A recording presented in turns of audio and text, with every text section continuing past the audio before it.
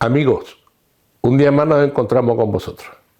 Hoy nos hemos desplazado a la calle Mesones número 20, sede de la notaría de Marchena, a conocer al nuevo notario, don Raúl Ferrera Chacón. Muchas gracias por habernos recibido en su nueva casa y ahora a ver si somos capaces de desgranar un poquito la esencia del notario y la misión del notario aquí en Marchena, para que nuestros televidentes sean capaces de comprender la función que realizáis. Muy bueno, Antonio. En primer lugar, gracias por atenderme y por tener esta pequeña charla introductoria sobre la función, y agradecer no solamente a ti la posibilidad que me has mostrado de acceder a todos los vecinos de Marchena, sino de dar a conocer en este caso la función notarial, que es verdad que muchos televidentes y muchos espectadores pues pueden que ignoren cuál es su desarrollo fundamental. Así que nada, aquí estamos para lo que haga falta. Bien, hay una cosa fundamental que, claro, que el primero en el fuito soy yo. Digo, bueno, la notaría, lo que pasa en la notaría se queda en la notaría, secreto al máximo. Claro, por otro lado, resulta que en la notaría hay documentos públicos. ¿Eso no lo puede explicar cómo funciona? Bueno, pues Antonio, como bien dice, la notaría pues es una oficina pública, pero por otro lado tiene la consideración de institución privada. Y eso se debe a que en la notaría pues se guardan, se archivan, como veis aquí, el protocolo notarial, que es un protocolo público y que pertenece al Estado. Sin embargo, su contenido forma parte de la intimidad y es privado de los interesados. No obstante, puede acceder a su contenido cualquier persona que manifieste un interés legítimo, ya sea un otorgante, un heredero, un acreedor que reclame su derecho. Por eso se puede considerar como una institución, entre comillas, híbrida, porque por una parte es pública y por otra parte es privada. Hay un dicho, una creencia, no sé si es más popular o ventajosa, que los notarios no cobran. Yo vengo aquí cada vez que quiera asesorarme y a mí no me cobran. Eso es así.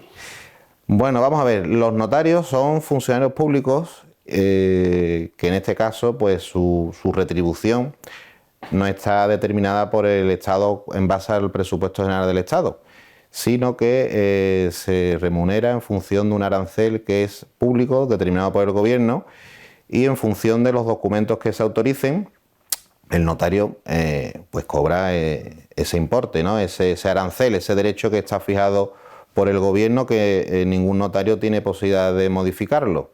Es decir, que tanto un notario que desempeñe su función en Marchena como en otra localidad, su retribución es la misma. ¿Qué ocurre? Al propósito de lo que me comentas de la información previa y demás, pues no.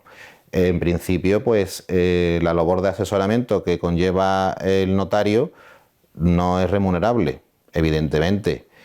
Si efectivamente esa escritura, ese acta llega a autorizarse, pues va in situ la labor de asesoramiento en la minutación, por así decirlo, del notario. Distinto sería que efectivamente si se acude a la notaría para lograr un asesoramiento y no se llega a firmar esa escritura, que ya está en su práctica mayoría hecha a un porcentaje elevado, pues el notario sí podría exigir la retribución de la mitad de ese arancel, pero que a priori la labor de asesoramiento por el reglamento notarial es gratuita, efectivamente. Pero has dicho una palabra, siempre que se lleve a cabo esa escritura, ese acta, lo que fue. Si no tiene derecho a cobrar, porque yo creo que los notarios entráis en el cuerpo por una oposición. No sé, más fácil, más difícil, depende de las horas que estudies. Pero, ¿qué es lo que ocurre? Que tiene que pagar el sueldo del personal, el alquiler, el papel timbrado, y eso los notarios, eso no entra en la oposición, ¿no? Eso lo tenéis que pagar vosotros. Efectivamente, el gobierno solamente, el Estado nos provee del cargo de notario. que somos depositarios de la fe pública extrajudicial y damos fe de los hechos y actos que suceden en la esfera privada. Pero más allá de ese reconocimiento, pues lo que es la labor de notario como desempeño de ese cargo en una oficina, en una organización, en una provisión de intendencia, pues eso efectivamente es el propio notario el que cuenta, va a su cuenta de riesgo todo ello, y es él mismo el que tiene que disponer su sustento en base a los ingresos que obtiene. No es en ningún caso el Estado quien aporta unas partidas especiales para estos casos, sino que es el propio notario el que se encarga de organizar su oficina. Muebles, ordenadores, empleados, todo. Así que bueno, en base a esa retribución que tenemos que organizarnos para dar cumplimiento a todos nuestros servicios y por lo tanto tener la notaría en un servicio operativo y con cargo a los ingresos que nosotros tenemos. Nosotros somos los que disponemos su organización. Bueno, pues aprovechando que estamos en la notaría, que no sé si vamos a firmar testamento o no, pero por lo menos para que nuestros televidentes estén informados. ¿Un testamento es un lío o evitar problemas para el día de mañana? Bueno, Antonio, un testamento siempre es beneficioso. Es beneficioso porque, primero, porque da certidumbre a la situación que se produce cuando una persona fallece. En segundo lugar, bueno, pues también supone un abaratamiento de ciertos costes, ya no solamente económicos, sino temporales. Y en definitiva supone un desarrollo de se dice en la Constitución, un desarrollo de la libre personalidad, porque supone un acto de voluntad libre y unipersonal del testador que prefiere él mismo decidir sobre su sucesión y no que el Estado sea el que determine quiénes son sus herederos. Así que en cualquier caso siempre es beneficioso. Y eso, la misión del notario es asesorar a esa persona que a lo mejor alguna voluntad suya no se puede llevar a cabo. Efectivamente, Antonio, hay muchos clientes, muchos ciudadanos que acuden a notaría con la intención de manifestar su voluntad testamentaria en la creencia de que pueden disponer lo que ellos estimen oportuno. Claro, ahí entra la labor del notario en el que se le indica que uno tiene libertad, pero no tiene una libertad total. Es famoso en nuestro sistema de derecho común el sistema de legítimas, que a las personas que tienen descendientes, cónyuges o ascendientes en su caso, pues no pueden disponer libremente de todo su patrimonio, sino que hay que respetar una serie de derechos que tienen los herederos forzosos, pero quitando esos límites o determinadas disposiciones sobre prohibiciones de disponer que puede que quiera algún testador establecer, se puede decir que la práctica mayoría es libre, salvo evidentemente con el sistema de legítimas, que se le afecta a los hijos y descendientes y al cónyuge. O sea, primer grado. Si vienen sobrinos y eso, ya no... Ahí no tengo que respetar. Correcto. Si no tenemos descendientes, ni ascendientes, ni esposa o esposo, pues entonces la persona tiene plena libertad para llamar heredero a quien estime oportuno. Vamos a ver como una torta redondita, una herencia. ¿Cuántos trocitos hacemos? ¿3? Pues sí, si se trata de una persona que tiene hijos, se divide la herencia en 3 partes. En la parte ideal, como tú dices, en la torta o en el mollete de Marchena, como diríamos también aquí, en 3 partes. Que una es la parte de legítima estricta, que se tiene que dividir necesariamente entre todos los hijos. La parte de mejora, que se tiene que dividir entre hijos o descendientes nietos, y ahí se puede mejorar a uno u otro. Y la tercera parte, que es la parte libre, que ahí se puede nombrar beneficiario a cualquier persona. Y todo ello sin perjuicio de los derechos del cónyuge, que tiene como mínimo un derecho de usufructo que se llama, que recae sobre una tercera parte de la herencia, que es el tercio de mejora. Pero efectivamente se divide idealmente en 3 partes. Y eso del testamento, de lo tuyo, de lo mío es tuyo, lo tuyo es mío, eso en realidad no existe. ¿O existe? Es una forma de hablar, como comentas, que está en la conciencia popular, y algunas personas pues creen que lo tuyo para mí, lo mío para ti, supone que el viudo pueda disponer libremente de sus propiedades. No es del todo así cierto. Se trata de una forma de proteger al viudo, porque en este caso, bueno, en el derecho común, se tiene una preferencia por parte del legislador a proteger a los hijos. Y la idea del testamento que tú dices, de lo tuyo para mí, lo mío para ti, lo que pretende es proteger al viudo nombrándolo usufructuario universal de la herencia. ¿Esto qué quiere decir? Que el viudo, mientras sea viudo, pues tendrá preferencia para vivir en la casa, tendrá preferencia para cobrar rentas, tendrá preferencia para habitar o disponer el uso y disfrute, en este caso, de esas propiedades. Nunca se podrá vender nada ni hipotecar nada sin consentimiento del viudo, pero como contrapartida tampoco el viudo podrá por sí solo hacer y deshacer. Tendrá que consentir, en este caso, el resto de herederos, que sean los hijos. Los herederos. Pero lo que sí es cierto es que con esta forma de estar se persigue proteger al viudo para que no se vea desasistido en caso de fallecimiento de su cónyuge y los hijos pues puedan, entre comillas, repudiarlo de alguna manera y privarle de sus derechos, pero que efectivamente, como dice, no supone que el viudo tenga la facultad de disponer por sí solo, sino simplemente se le atribuye el usufructo universal y tendrá preferencia para vivir y rentar, y no se podrá enajenar ni hipotecar nada sin su consentimiento. En ese trocito que no ha dicho antes, de la mejora de esa torta, ese trocito que lleváis, que además que es para los hijos, si hay alguno que no está de acuerdo con eso, se suele poner que entonces es de ese trocito él no coge nada, coge del otro trocito que es legítima pura. Y los demás cogen de ese trocito si está de acuerdo. Que no quiere, pues entonces, ¿qué hacemos?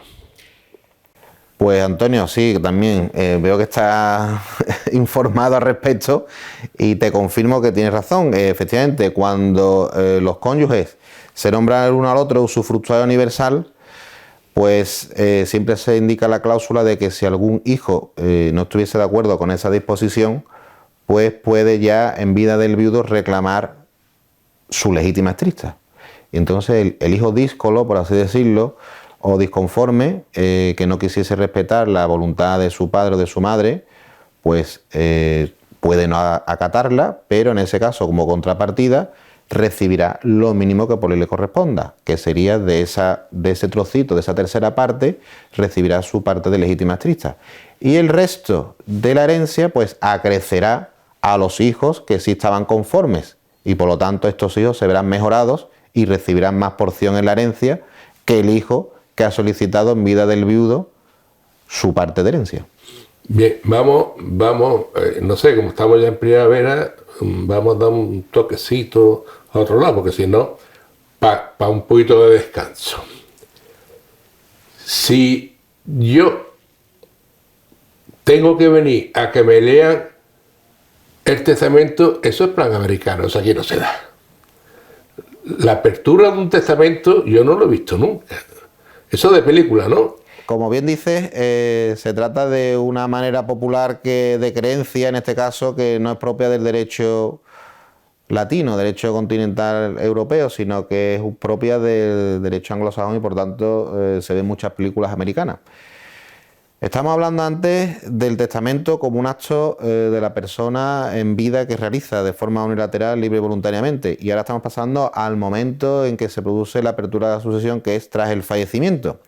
Pues bien, ahí se suele decir coloquialmente que tiene lugar la lectura del testamento ante notario. Eso no se realiza de esa manera. Se realiza de manera informal por los propios interesados, que si ellos tienen toda la documentación llámese certificado de función, certificado de últimas voluntades y copia autorizada del testamento, pues ellos mismos ya saben el contenido del testamento. Si no lo tienen, pues en ese caso han de acudir a la notaría con el certificado de función de últimas voluntades y pedir al notario la copia autorizada del testamento, que se lo facilitará si efectivamente están nombrados, porque solamente tienen derecho a copia las personas que están nombradas en el testamento. Aquí traemos a colación lo que hemos dicho al principio de esta charla, que el protocolo es público, pero es privado, porque solamente tienen derecho a obtener información a aquellos que demuestren un interés legítimo. Bien, una vez que hemos recibido el certificado de última voluntad, que lo único que nos dice es dónde se firmó el último testamento. Yo puedo, porque el testamento tiene una cosa, digo yo, que yo puedo hacer todo lo que quiera. Hasta que se canse el notario de mí y dice, mira, déjame descansar algún día, no todos los días. Porque además el testamento es una cosa muy barata. Yo no sé si estará todavía 40 euros, pero desde que yo era chico estaba 30 euros, 40 euros, o sea que eso no sube. Hombre, el testamento es un negocio formal, creo que es sumamente barato. Y sí, pues oscila lo que comenta, en fin, el IVA que haya y demás, sí, sobre chispa más o menos. Y también se puede cambiar las veces que uno estime oportuno. El único límite no es que el notario no quiera atenderle, sino que el testador no se encuentre en condiciones mentales hábiles para poder manifestar de forma unilateral su voluntad. Así que, efectivamente, el testamento puede otorgarse cuantas veces quiera uno y no hay ningún límite. Puede hacer uno 8 testamentos, 88 o los que crea conveniente. Y, efectivamente, salvo que se diga lo contrario, el testamento que vale es el último. Dice, en la notaría de Marchena de testamento, se viene a la notaría de Marchena y usted, yo tengo interés legítimo en esta herencia. Vamos a mirarlo, pues sí es verdad. Y entonces, una vez reunido es cuando el notario hace ese cuaderno, se llama cuaderno particional, ¿no? Ese cuaderno, y llama a los interesados a ver si aceptan la herencia o la repudian o a beneficio. A beneficio de inventario. Eso es así. Eso es así. Partimos de la base de que esta persona en cuestión que fallece ha fallecido con testamento. Pues una vez que sabemos quiénes son sus herederos, pues el paso siguiente sería recopilar el activo pasivo que tuviese, los bienes, propiedades, cuentas bancarias, seguros, deudas que tuviese y citar a todos los interesados para que de motu propio y conforme a lo que dice el testamento, pues formalicen la escritura de aceptación y adjudicación de herencia en la que se adjudiquen esos bienes según la voluntad del propio causante.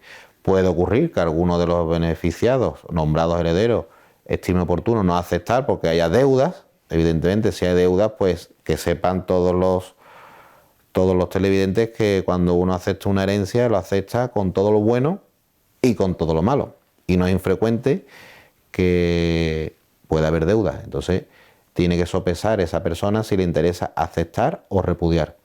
Y el término intermedio que tú estabas bien diciendo, que es la aceptación de herencia a beneficio de inventario, que quiere decir que el heredero llamado en este caso, llamado por el testador, acepta su cualidad de heredero, pero con una salvedad importante, que limita su responsabilidad al inventario que previamente se realiza, de forma que una vez que se haga el inventario del activo y del pasivo, si resulta pasivo, pues no se aceptará, aceptará la herencia, pero no será, no la aceptará, no será llamado. No quiero trampa.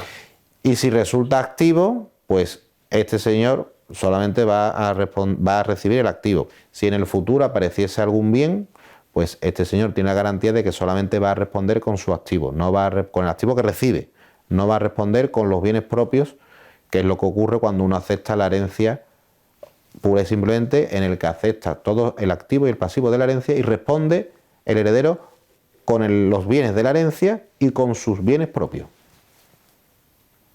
Bien, vamos a seguir porque es que este reloj corre mucho. Cuando hay algunos hijos que se desheredan y cada vez, por desgracia, más. Porque no. ¿Quién va a defender los intereses del que se ha quedado sin nada?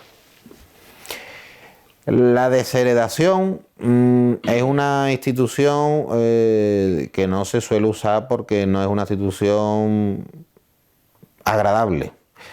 Evidentemente un testador, si sabe, en este caso, bueno, sabe, sus propios descendientes no se han portado bien o han realizado actos injuriosos, bueno, prácticamente delictivos, pues puede desheredar a los hijos. Las causas de desheredación están tasadas en el Código Civil y no son libres. Son causas determinadas, graves, y yo les recomiendo a los testadores que no hagan uso de ellas, salvo que sea un supuesto flagrante y que se pueda justificar. Y en ese caso, efectivamente, sí se puede desheredar a un hijo, pero se puede desheredar al hijo, no a los hijos del hijo, porque la desheredación es singular de la persona que ha cometido ese acto ilegal o inmoral para con su padre o su madre. Por eso, en ese caso, si no se puede desheredar a un hijo porque no haya una causa legal, haberle abandonado, haberle maltratado gravemente, son supuestos muy graves. No es simplemente porque no tengo trato con mi hijo, no es una causa legal, sino son causas graves de haber atentado contra su persona, haber atentado contra la madre del hijo, en fin, supuestos graves. Bueno, pues en ese caso, si no se puede acudir a la figura de la desheredación, existe la que hablamos también antes, que era la de la mejora, que uno puede mejorar a un hijo frente a otro, y ahí no nos metemos en este caso en problemas, porque si la desheredación es injusta, es infundada, no existe, la persona desheredada puede impugnar el testamento. O sea que esto ya sería juzgado. Efectivamente. Ahí. Después hay una serie de figuras. Déjame ver si me acuerdo. Albacea, contador partidor, administrador. ¿Esa figura hay que respetarla o me la salto cuando yo quiero? La norma general es que debe respetarse primero la voluntad del testador. Y si el testador no dice nada, el albacea será quien disponga, con arreglo a lo que dice el testador, el albacea o el contador partidor, el administrador de bienes. Pero es verdad que si todos los herederos, todos los interesados de común acuerdo así lo dicen, pueden prescindir de la figura del albacea. Por eso en los testamentos se debe informar al testador para que diga: oiga, yo quiero que se respete lo que diga el albacea. En cuyo caso, lo que diga el albacea, con arreglo que está estipulado en el testamento, tendrá preferencia. Pero si no se pone esa cláusula expresamente, es cierto que aunque haya un albacea, un contador partidor, que facilita mucho la labor de la fase posterior de apertura de la sucesión, es cierto que todos los interesados, de común acuerdo, podrían prescindir de la actuación del albacea. Es correcto. Porque, entre otras cosas, tengo entendido que el albacea es gratuito, a no ser que venga puesto en el testamento. También. El albacea, como regla general, es un cargo gratuito, salvo que el testador haya establecido alguna previsión particular, o que si se designa albacea a una persona cualificada, perito, jurista, pues en ese caso sí podría haber una remuneración de acuerdo con su estatuto profesional. Pero que la regla general es que es gratuito, correcto. Y a propósito también del albacea, quería insistir en el tema de que el albacea es una figura interesante en el sentido de que se suele usar cuando el testador prevé que haya conflictos, o haya menores, o haya personas que necesiten de un apoyo asistencial porque tenga algún problema de manifestación de su voluntad, como algún tipo de deficiencia, y es recomendable en esos casos. Entonces se parte de la base que el albacea se usa por el testador cuando cree que puede haber conflictos, y en ese caso pues es muy útil, pero recalco que efectivamente pueden prescindir todos de común acuerdo. Cuando no hay testamento, Entonces, ¿qué hacemos? Pues cuando no hay testamento tenemos que acudir a la figura jurídica de la apertura de la sucesión intestada y otorgamiento de acta de notoriedad. Como el causante no ha otorgado testamento, pues en ese caso los herederos tienen que acudir a notaría con la documentación que acredita el fallecimiento, la ausencia de testamento, relación familiar, del libro de familia, documento de identidad y acreditar quiénes son los herederos legales de la persona fallecida. También tienen que acudir dos testigos que sean sean amigos conocidos de la persona fallecida. Y en ese caso, pues simplemente se atestigua quiénes son los herederos y una vez relacionado el parentesco de hijos, cónyuge viudo, viuda, pues se determina por ley quiénes son herederos. Y evidentemente, pues aquí tenemos un pequeño problema en el sentido de que tardará un poco más en poder terminar esa documentación y tendrá un coste un poquito mayor al del testamento. Y por lo tanto, es recomendable que toda persona que esté en su cabal juicio, pues otorgue testamento, porque es una forma de agilizar todo el trámite sucesorio a sus familiares. Claro, porque para hacer un testamento, no sé cómo funciona ahora mismo la notaría, que si estáis sentados, pero si yo me echo mi carnet de identidad en el bolsillo, digo, vámonos para la notaría. Digo, don Raúl, buenos días, que vengo aquí a que me informe, y a lo mejor me voy a estar con el testamento puesto, ¿no? Sí, si es un testamento sencillo, yo soy partidario de lo bueno, si es breve, 2 veces bueno. Si un testamento sencillo, pues no suele haber complicación y suele ser un acto, entre comillas, relativamente rápido, hombre. Evidentemente lo recomendable es pedir cita para que no se produzca ningún momento de desesperanza en el atendimiento de la persona, pero que es un acto rápido, y lo fundamental en este caso es tener las ideas claras. Es que la persona en cuestión pues tenga elegido de antemano cuál es su voluntad, y yo también recomiendo que, bueno, aunque hay testadores que es su voluntad hacer de atribuciones concretas de bienes en particular, bueno, ese testamento pues sí es factible, pero bueno, hay que tener en cuenta que siempre que se haga un legado o una atribución en concreto a un heredero, en el momento en que ese bien se venda con posterioridad, es necesario o es conveniente modificar el testamento, porque ya se quedaría cojo y sería lo deseable volver a hacer testamento. Por eso digo que lo breve es bueno, 2 veces bueno, porque lo más recomendable, aconsejable es pues nombrar herederos pues por las partes ideales que a uno le corresponda, sin tener que hacer asignaciones de bienes, pero es posible también hacerlo. Acaba de decir legado. Legado suena fuerte, ¿no? Bueno, el legado es una atribución mortis causa, título singular, que quiere decir que el testador desea que una persona sea beneficiada en un bien, 2 bienes, 3 bienes en concreto, y tiene como peculiaridad que esta persona pues recibe ese bien directamente por parte de los herederos, no responde de deudas y supone un acto concreto referido a unos 2, 3 bienes en particular, y se refiere al caso en que uno diga, bueno, pues quiero dejarle a mi hijo el mediano el piso de la playa. Bueno, pues eso sería un legado cuando se especifica qué tipo de bien quiere atribuírsele. Eso habrá que tener en cuenta después el valor de los legados. Para lo que es más constante de las 3 partes, a ver si eso está dentro de la legítima o se pasa, o sea que eso tiene también su complicación. También porque como afortunadamente nadie sabe cuándo parte de este mundo, es muy difícil saber qué patrimonio tenemos el día que fallecemos.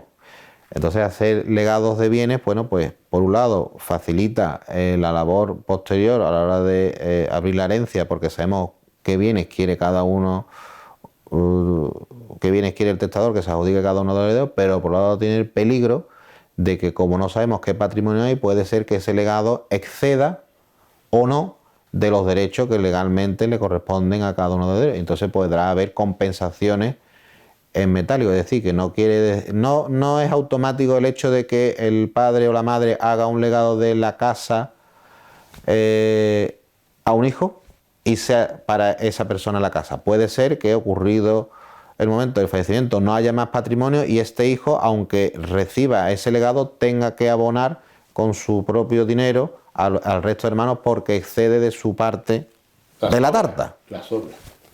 Entonces, y una de las cosas es que aquí podemos estar horas y horas, pero bueno, para no abusar, porque también tiene personas esperando de tal, vamos a procurar terminar prontito.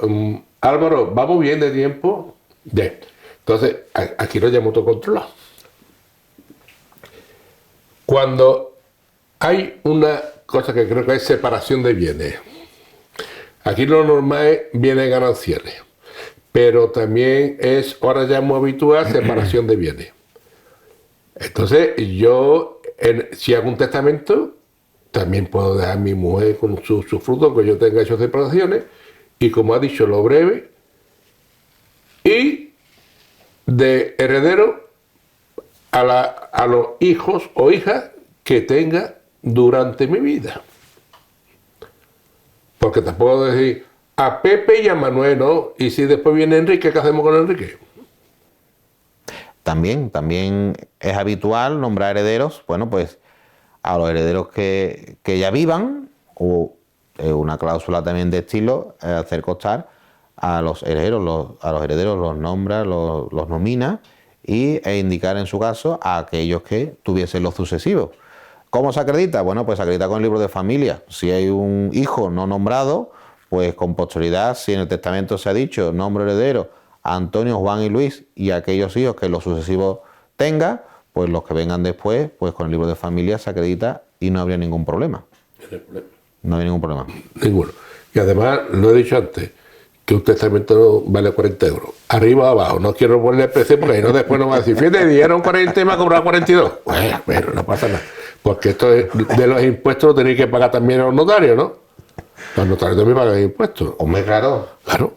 O sea que no, aquí tiene que comer todo el mundo de todos lados donde pueda venir. Y después hay una cosa fundamental, que cuando el notario se sienta, porque ahora mismo yo no sé si sigue la moda de los testigos, a no ser que sea una persona, como me he dicho antes, que las capacidades estén fallando y me traigan unos testigos para que vean que es verdad, que aparte de que mi fe va, pero que esa persona lo ven bien. ¿Por qué ya no se usan los testigos como antes? La regla general hoy día es la ausencia de testigos. No es necesario. Antiguamente es cierto que acudían dos testigos, lo cual era un poco contradictorio porque si ya estaba el notario, ya el notario se supone que daba fe de que la persona estaba en su cabal juicio. Eso se modificó hace ya tiempo y la regla general, como digo, es la ausencia de testigos. ¿Cuándo tienen que intervenir testigos? Cuando el propio interesado así lo solicite, cuando la persona en cuestión no sepa, no pueda leer ni escribir, o cuando el notario también lo solicite. Y aquí tenemos que hacer un inciso acerca de las personas que, en fin, tienen sus facultades mermadas.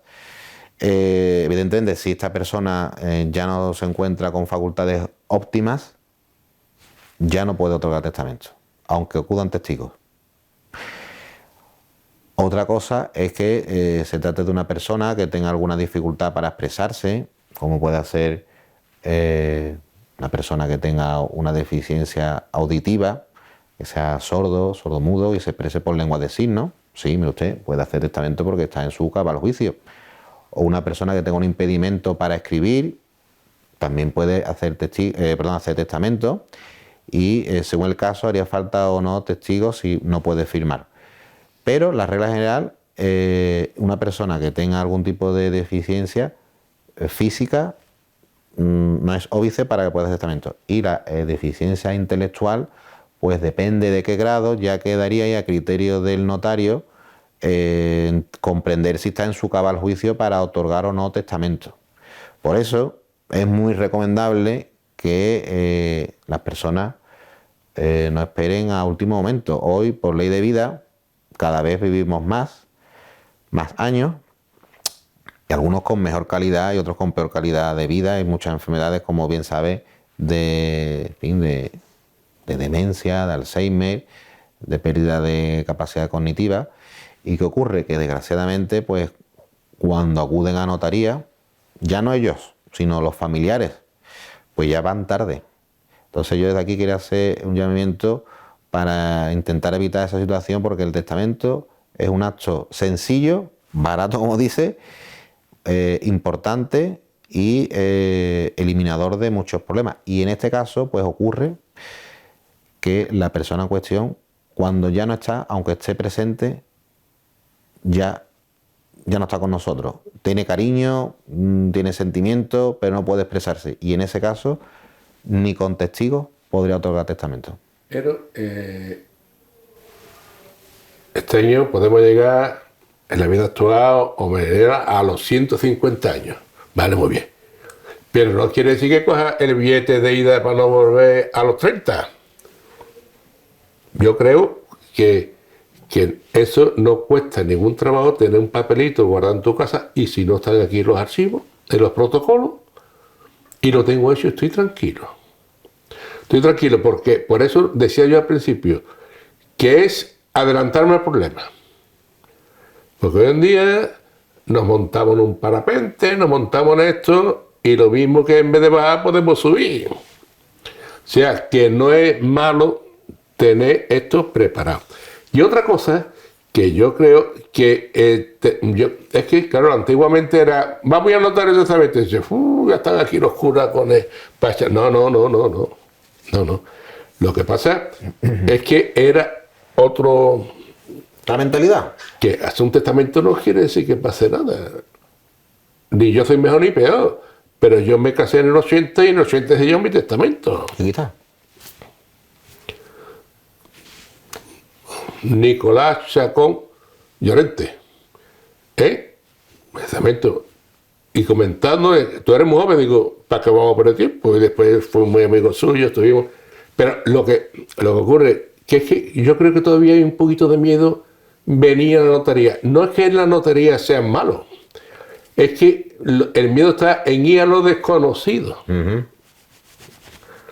Y yo creo que entrar a la notaría, estamos aquí hablando, y somos dos personas, siempre que nos tengamos respeto no hay ningún problema. Por supuesto que sí.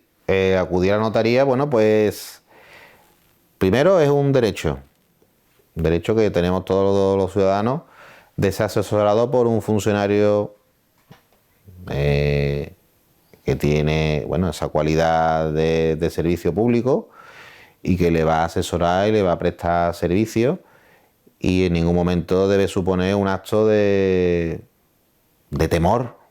¿Por qué? Temor, ¿no? Oiga, si es que me va a ayudar, voy a ir libre voluntariamente, le voy a comentar mis problemas, mis vicisitudes. Se dice también vulgarmente que el notario es el cura civil. Bueno, pues sí, aquí tenemos alguna que otra confesión, pero esa confesión siempre se queda en la conversación del propio interesado, y en este caso yo, que soy el notario. ¿Dentro de la notaría? Dentro de la notaría, sin testigos, tenemos una conversación, bueno, para palpar cuál es su voluntad, y esa conversación se queda entre uno y otro, y a continuación se refleja en el documento según lo que quiera, y no debe de acudirse a la notaría con miedo, temor, ni nada por el estilo, porque al revés, aquí estamos para servir. Y el notario suele preguntar a la persona que viene a hacer testamento, ¿pasa usted, el que va a testar, y a los demás lo deja fuera o le da igual? No, el testamento, hemos dicho antes, que es un acto unipersonal y que, como regla general, no precisa de la intervención de testigos. Por lo tanto, el testamento debe de otorgarse por la persona interesada y sin ningún tipo de tercero. Así que si efectivamente acude algún familiar, pues el familiar, por línea de principio, se queda fuera porque no le afecta a él, no es el propio interesado. El familiar, cuando él haga su testamento, pues él acudirá, pero el testamento lo hace solo uno. Esto es como el que se confiesa. Si se confiesa con el sacerdote, va uno, no Claro. va uno con su hermano o con su hijo. San Agustín decía, cuando confieso sé menos que antes, porque se me olvida todo.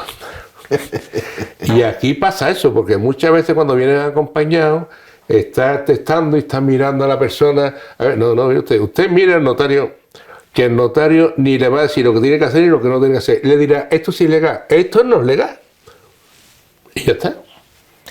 Correcto, y los acompañantes pues se quedan fuera. Hombre, ¿Por qué? Porque, como hemos dicho, es un acto unilateral y libre, sin coacciones.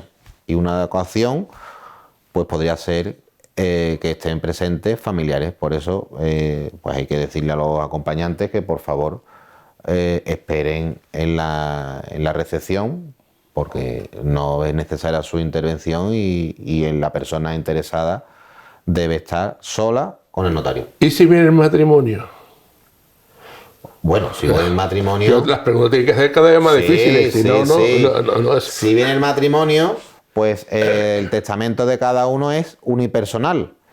Es verdad que puede ocurrir que el matrimonio venga también con la idea de que ellos firman un único testamento. No, no es así. Cada persona firma su propio testamento. Es verdad que el matrimonio vienen juntos y tiene el mismo contenido.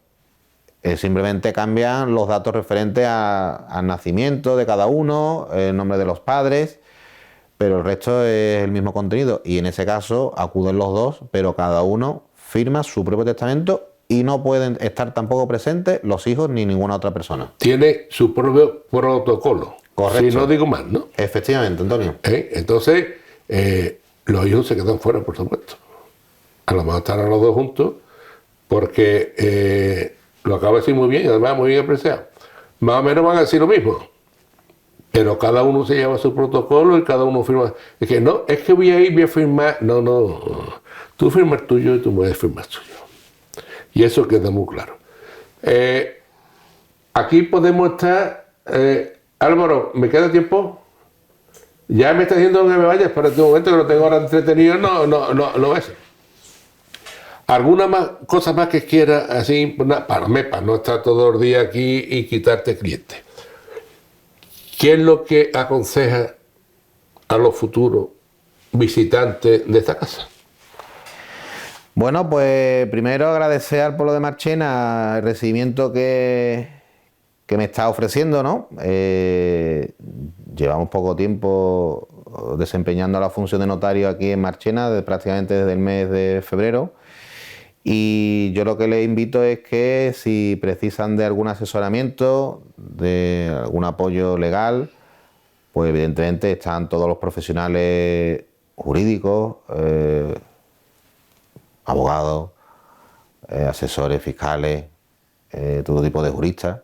Bueno, pues aquí tienen otro a su disposición, que sería yo en este caso como notario de Marchena, y pueden acudir como es normal sin ningún tipo de miedo, temor, porque aquí estamos para servir y no ser servido, como decíamos antes, y para ayudarles en que, en fin, su vida particular, cuando tiene que desempeñar efectos jurídicos, porque aunque uno no lo crea, todos tenemos que pasar en alguna fase de nuestra vida por alguna situación notarial, sea la compraventa de una casa, la vivienda familiar, una herencia de un... Eso espero que nos deje otro día que vengamos, que nos hable esas cosas, ¿no? Sí.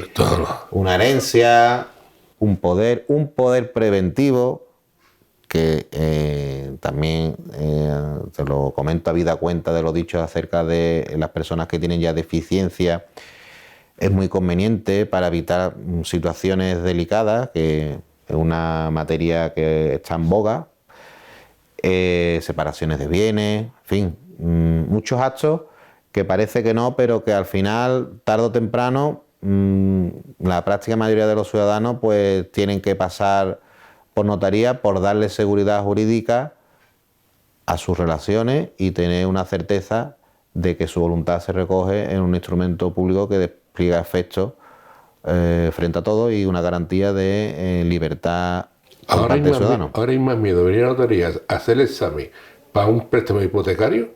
El otro día un amigo mío me llama y dice, oye Antonio, que tengo que ir a hacer un examen a la notaría. Digo, claro,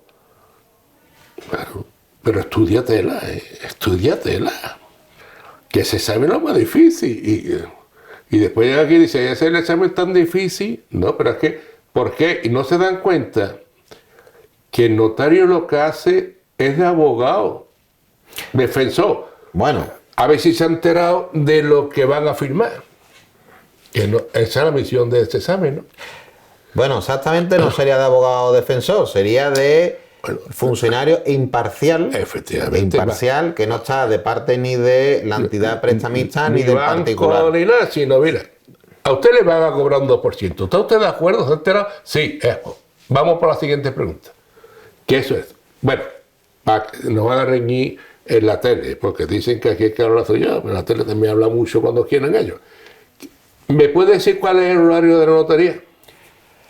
Bueno, pues ahora mismo tenemos horario, entiendo que amplio, de 9:30 a 2, de lunes a viernes, y los martes de 4:30 a 6:30. O sea que se puede firmar una tarde. Sí. A no ser que venga mucho bulle con las 2 tardes, vosotros no tenéis problema por eso. Efectivamente. O sea, y una cosa que sí voy a cogerte ahora los teléfonos de la notaría, porque se han cambiado el número de teléfono.